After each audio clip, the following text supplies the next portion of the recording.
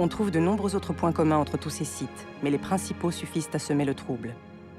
Une écriture hiéroglyphique ou idéographique, la momification des corps, des concepteurs de calendrier, un haut savoir astronomique, des constructions résistantes au séisme. Aucune indication sur le comment et le pourquoi de ces réalisations.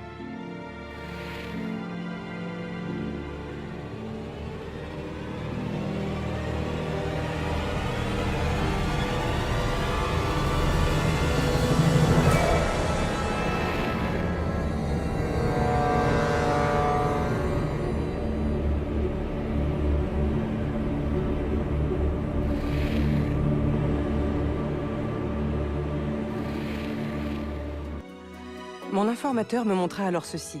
Cette dimension valait 1, sans unité de mesure, donc ça pouvait être ce qu'on voulait. Mais si on disait que ce 1 était un mètre, alors on obtenait la valeur précise de la coudée en mètres.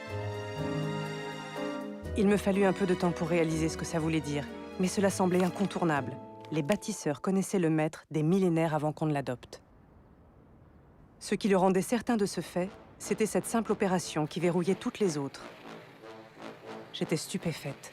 J'avais sous les yeux le comment et le pourquoi de cette énigmatique coudée, question auxquelles personne encore n'avait jamais pu apporter de réponse.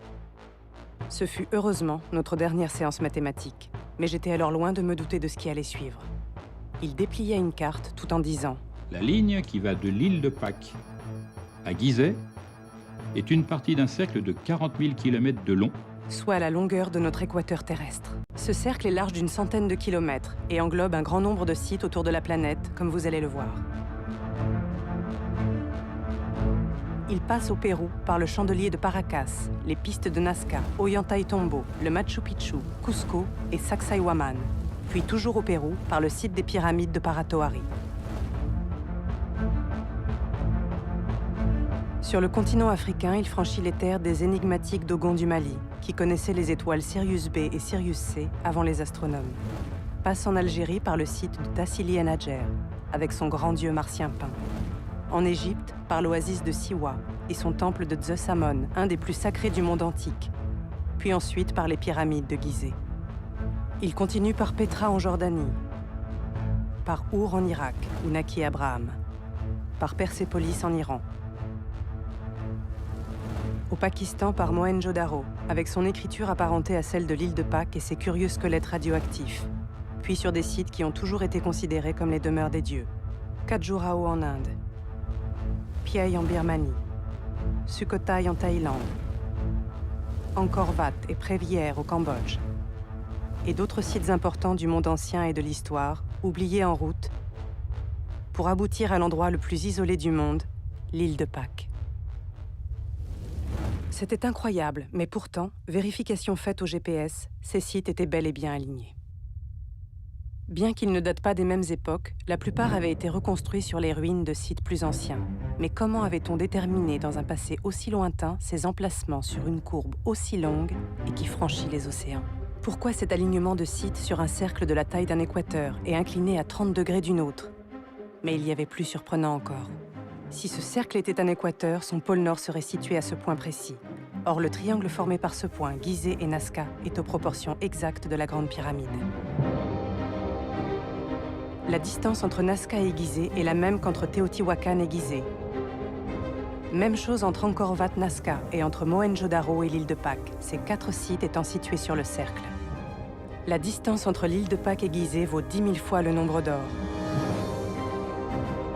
La distance Angkor-Gizeh multipliée par le nombre d'or est égale à la distance Gizeh-Nazca. Et la distance Gizeh-Nazca multipliée par le nombre d'or est égale à la distance Nazca-Angkor.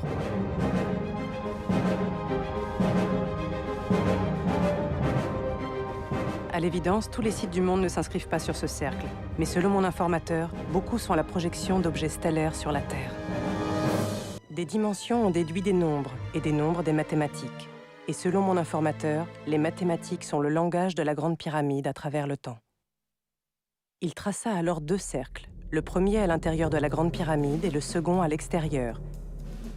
Puis il fit la différence des 2 longueurs de ces cercles en mètres et me dit « Allez montrer ce chiffre à un physicien. » Ça ressemble étrangement à la vitesse de la lumière, oui. C'est vrai.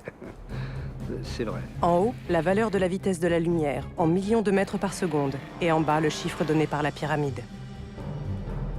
J'ai pas d'autres commentaires à faire. Vous pensez probablement que la pyramide m'a rendu folle et que je fais dire n'importe quoi aux scientifiques. Mais lorsque nous mettrons tout bout à bout, vous verrez que ce n'est pas si absurde que ça en a l'air.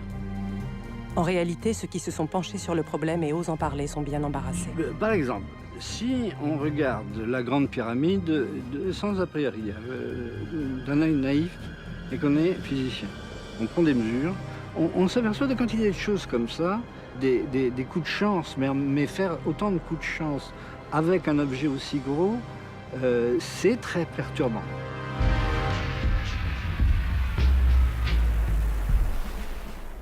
On pouvait continuer à penser que tout ce que nous avions vu était seulement le fruit du hasard, que la Grande Pyramide était bien le tombeau de Khéops, même si un tel chantier paraissait hautement improbable en si peu de temps, que si la Grande Pyramide marquait avec précision les équinoxes, c'était le hasard, que la Grande Pyramide en relation avec le nombre pi et le nombre d'or était là encore l'effet du hasard, que la coudée était une dimension prise au hasard, qu'on ait réalisé par hasard la seule pyramide possible qui puisse faire un pont entre la coudée, pi, le nombre d'or et le mètre, et que si on trouvait ces valeurs exprimées en mètres dans la Grande Pyramide, c'était le hasard, que si les constructions les plus anciennes que nous avions visitées étaient les plus massives et les mieux ajustées, c'était le hasard, que si d'autres peuples sur la planète utilisaient une écriture hiéroglyphique, momifiaient leurs morts, concevaient des calendriers précis, possédaient un haut savoir astronomique et bâtissaient avec les mêmes techniques antisismiques sans jamais laisser aucune indication, c'était le hasard. Que si autant de sites sacrés étaient alignés sur un cercle aussi long que notre équateur, c'était le hasard.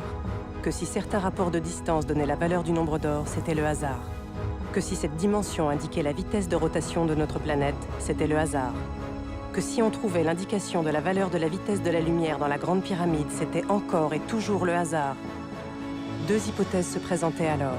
Hypothèse A, il fallait vraiment que l'on revoie le sens du mot hasard, car s'il accomplissait autant de miracles, il vaudrait mieux qu'on l'appelle Dieu. Hypothèse B, on se disait que trop de coïncidences tuaient la coïncidence, que notre histoire comportait des lacunes, peut-être aussi vertigineuses que les découvertes de mon informateur, et qu'il allait bien falloir envisager de rechercher une explication rationnelle aux énigmes de notre passé. Qui dans le passé, tel qu'on le connaît, aurait pu réaliser tout ceci? Les Égyptiens? Et pourquoi pas une civilisation bien plus ancienne, qui aurait totalement disparu? Y avait-il quelque chose qui s'opposait catégoriquement à l'hypothèse d'une civilisation technologiquement avancée dans le passé? Si l'on considère les accidents possibles sur Terre, avec la dérive des continents, les volcans, etc., voire les impacts de météorites majeurs, rien ne pourrait nous s'opposer à dire que des civilisations plus avancées que celles que nous connaissons aujourd'hui aient pu vivre sur notre Terre. Si rien ne s'opposait à cette hypothèse, qui apparaissait comme la plus probable, et si les explications de l'égyptologie et de l'archéologie n'étaient pas satisfaisantes, pourquoi alors la rejeter? La réponse est simple, parce qu'elle heurte les croyances, même de ceux qui s'en prétendent détachés. Mais la réalité, c'est que tous ces faits, aussi incroyables qu'ils paraissent, sont tous vérifiables, et qu'on ne peut pas les nier sans preuve. Si nos civilisations terrestres aujourd'hui venaient à disparaître subitement, pour une raison X, beaucoup de choses résisteraient au cours des siècles, mais pas au cours des millénaires. Seuls quelques très grands monuments seraient capables de résister. Moi, je penserais par exemple aux grandes pyramides d'Égypte.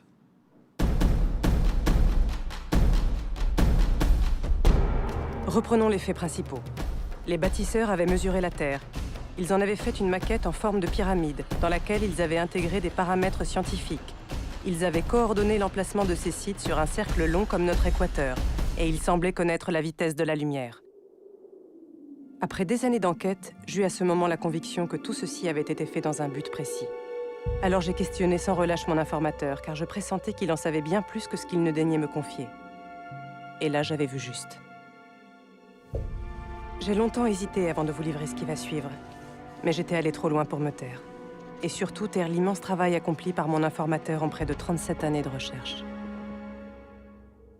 Pour comprendre la démarche des bâtisseurs, il nous faut prendre un peu de recul et faire un petit retour en arrière dans le passé, le 2 mars 1972 aux États-Unis, lorsque fut lancée la sonde spatiale Pioneer 10. On plaça à son bord cette petite plaque sur laquelle on avait gravé cet étrange dessin. Mais c'était bien plus qu'un simple dessin, car il dit que nous sommes une espèce sexuée, donne notre taille par rapport à celle de la capsule, la position de la Terre dans le système solaire, et grâce à ces formes géométriques, qu'il faut interpréter en les analysant, d'autres choses plus complexes. Des formes géométriques donnant des informations quand on les analyse. Des millénaires avant la plaque de la sonde Pioneer 10, les bâtisseurs de la Grande Pyramide semblaient avoir fait exactement la même chose. À la différence près qu'elle n'aurait pas été destinée à une autre civilisation dans l'univers, mais à une civilisation de la Terre dans le futur, la nôtre.